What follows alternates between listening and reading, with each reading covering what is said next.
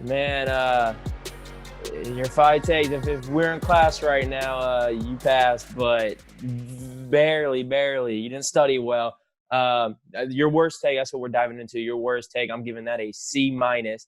Into the you have no problem with. What's my worst take though? You have no problem with Paul Pierce being above Carmelo Anthony and Kendrick's No. top five small forward list. And the reason being, this is your worst take, is okay. He does have a ring, sure, granted, but man, those Celtics teams talk about like how they're the bad boys Pistons. They've been floating on this one ring. They've been on this one ring hangover for the last. You isn't gonna take away from what you did. It doesn't. But here's what I'm going to say is Paul Pierce, before he got Kevin Garnett and Ray Allen, via trades, wasn't anything. I mean, he was a good scorer, but it wasn't anything spectacular. And I think his first 6 seasons, he had 3 seasons with losing records, so 3 or 4. So he wasn't just hitting the playoffs every year, being this top-notch player on this top-notch top. Ignore the Knicks? Are we gonna ignore Carmelo on the Knicks? Not yet, no. But here's the thing though. He Melo though, when he was early with the Nuggets, was in the playoffs as a rookie. Didn't have a losing record his first 6-7 years. And the Knicks thing is different because it's dysfunctional. It's been dysfunctional for 20 years pretty much, man. Dolan, Carmelo was in, granted he wanted to go to the Knicks. It was such a messy situation, unlike what Boston was when Paul Pierce was a young cat before he got his boys. And I just think as a player, as an individual, their skill set, as in who you're more feared of on the court, who another opponent is more feared of, I guarantee you it's Carmelo 10 out of 10 than a Paul Pierce. Yeah, but I don't think because you're more feared makes you necessarily a better player. Like, I could be more feared for 2 years and retire while I'm playing. Zion Williamson is a threat right now, but if he doesn't play for 15 years, then who cares? Like, then somebody who played for 15 years and wasn't as scary while they were playing is a better player. Paul Pierce but if you're talking about career wise, Paul Pierce was a better player than Carmelo. I don't think it was a better player. Career wise, wasn't a better player. You got to think when it becomes a basketball, team accomplishments is really team oriented. So if you gave Carmelo, Kevin Garnett, and Ray Allen right in the middle of their primes, yeah, you think he's doing with that organization in Boston? You think he's got the same thing as Paul Pierce? You think he's got the ring? Talk about hypotheticals all day. What if this?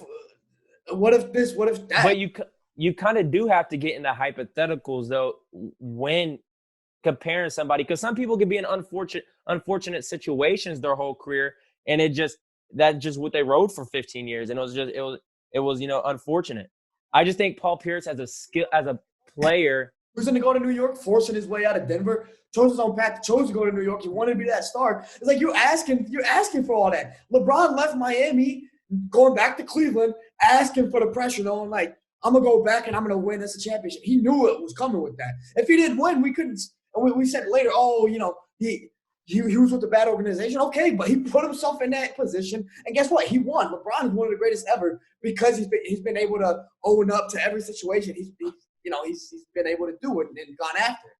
No, that's fair point. That's fair point because Melo did ask for that, so I can't dispute. Oh, yeah, I can't dispute that.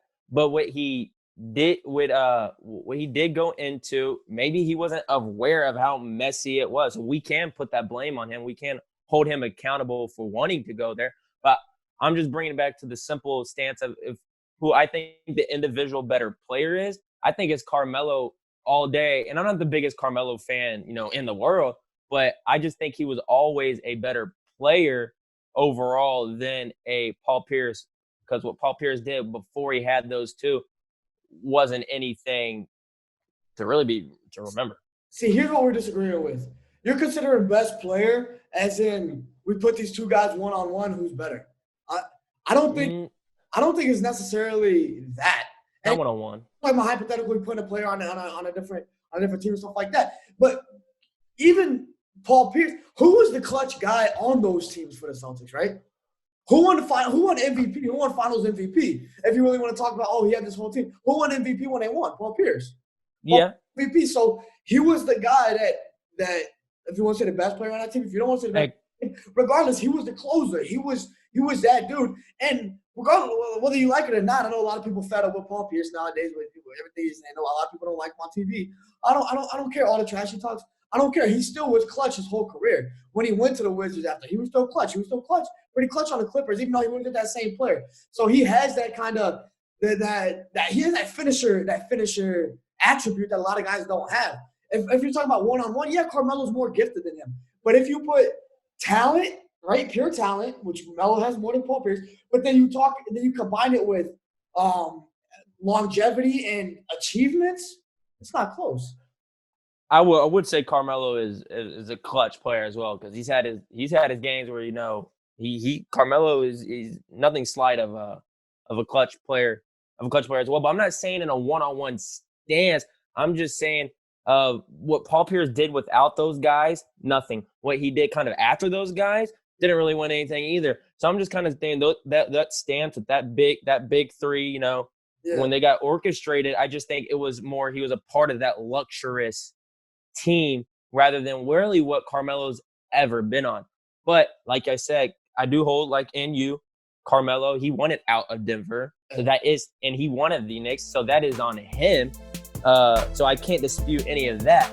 But as players, I'm taking Carmelo as an overall historical player, with or without that ring over a Paul Pierce.